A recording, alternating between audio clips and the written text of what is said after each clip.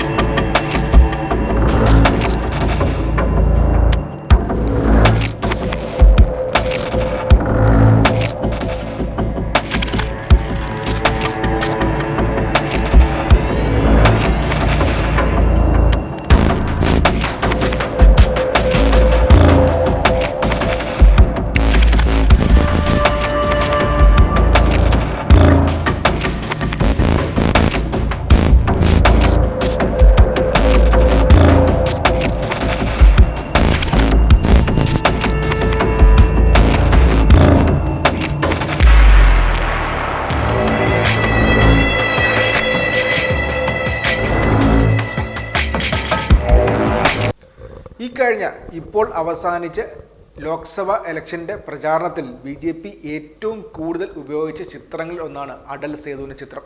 ഇതാണ് പുതിയ ഇന്ത്യ, ഇത്രയും വലിയ ബൃഹത്തായ ഒരു പാലം, ഒരു ബ്രിഡ്ജ് 7 വർഷം കൊണ്ട് പൂർത്തീകരിക്കാൻ സാധിച്ചു. അത് ഇന്ത്യയുടെ മികവാണെന്നും ഇതിനു മുൻപ് മോദി സർക്കാർ അധികാരത്തിൽ വരുന്നതിന് മുൻപ് ഇങ്ങനത്തെ ഒരു എൻജിനീയറിംഗ് മാർവൽ അല്ലെങ്കിൽ ഒരു ബൃഹത്തായ പദ്ധതി പൂർത്തീകരിക്കാൻ എത്ര സമയം എടുക്കുമായിരുന്നു.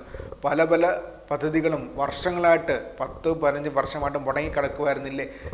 മോദി സർക്കാർ വന്നതിന് ശേഷമായിരുന്നില്ലേ ഇങ്ങനത്തെ പദ്ധതികൾ എല്ലാം ജീവൻ വെക്കാൻ തുടങ്ങിയെന്ന് പറഞ്ഞ് പ്രചാരണം ശക്തമായിട്ട് നടത്തിയിരുന്നു. അതിൻ്റെ ഏറ്റവും വലിയ പോസ്റ്റർ ബോയ് എന്ന് വേണമെങ്കിൽ പറയാൻ പറ്റുന്ന രീതിയിൽ അവർ അടൽ സേതുവിനെ ഉപയോഗിക്കുകയും ചെയ്തിരുന്നു. ആ അടൽ സേതുവിനകത്താണ് BJP-യുടെ വികസനത്തിൻ്റെ മുഖമുദ്രയെന്ന് BJP-ക്കാർ തന്നെ തുടർച്ചയായിട്ട് പറഞ്ഞുകൊണ്ടിരുന്ന BJP-യുടെ വികസന പോസ്റ്റർ ബോയ് എന്ന് പറയാൻ പറ്റുന്ന അടൽ സേതുവിലാണ് ഇപ്പോൾ വിള്ളലുകൾ വന്നു തുടങ്ങിയിട്ടുള്ളത്. ചർച്ചയാവേണ്ട കാര്യമാണ്, അന്വേഷണം പ്രഖ്യാപിക്കേണ്ട കാര്യമാണ്. മാത്രമല്ല ഇത്ര വലിയ തുക മുടക്കി ഒരുപാട് പേർ യാത്ര ചെയ്യുന്ന പാലത്തിനകത്ത് വിള്ളലുകൾ കാണുക എന്ന് പറഞ്ഞു കഴിഞ്ഞാൽ അത് ചർച്ച ചെയ്യേണ്ടത് മാത്രമല്ല, അത് എങ്ങനെ സംഭവിച്ചു എന്നതിനെക്കുറിച്ച് ഒരു അന്വേഷണം കൂടി വേണം. കാരണം 18,000 കോടി രൂപയാണ് സാധാരണ ജനങ്ങളുടെ പക്കൽ നിന്ന് ആ കരാർ കമ്പനിക്ക് ലഭിച്ചിട്ടുള്ളത്. ഇതിൻ്റെ ഭാഗമായിട്ട് ഇപ്പോൾ ടോൾ കൂടിയുണ്ട്. അതൊരു ടോൾ റോഡാണെന്ന കാര്യം കൂടി എടുത്ത് പറയാം. പക്ഷേ ശ്രദ്ധിക്കേണ്ട ഒരു കാര്യം എന്ന് വെച്ച് കഴിഞ്ഞാൽ ആ റോഡ് വന്നതുകൊണ്ട്, ആ പാലം വന്നതുകൊണ്ട് മുംബൈയിലെ യാത്രാ തിരക്ക് കുറഞ്ഞില്ലെന്ന് പറഞ്ഞ കുറേ പേര് കൂടിയുണ്ട്. അത് വ്യക്തമായിട്ട് ഇതിനെ ഒരു എഞ്ചിനീയറിംഗ് മാർവലായിട്ട് കാണിക്കുന്നതിന് എതിരായിട്ട് നിൽക്കുന്നവരാണെന്ന് പറഞ്ഞ് ഒഴിവാക്കാൻ വേണ്ടി BJP ശ്രമിക്കുന്നുണ്ടെങ്കിലും ഈ പാലം വന്നതുകൊണ്ട് മുംബൈയിലെ സാധാരണക്കാർക്ക് യാതൊരു ഇമ്പാക്റ്റും ഉണ്ടായിട്ടില്ലെന്ന് പറഞ്ഞ ഒരുപാട് പേരുണ്ട്. മാത്രമല്ല ആ പാലത്തിൽ കൂടെ ട്രാവൽ ചെയ്യണമെങ്കിൽ, യാത്ര ചെയ്യണമെങ്കിൽ വലിയൊരു തുക ടോളായിട്ട് കൊടുക്കുകയും വേണമെന്ന കാര്യം കൊണ്ട് ഇതിനെ ചേർത്ത് പറയേണ്ട കാര്യമാണ്. അങ്ങനെ ഒരുപാട് ചർച്ചാ വിഷയമായ അടൽ സേതുവിനകത്താണ് ഇപ്പോൾ വിള്ളൽ വന്നിട്ടുള്ളത്.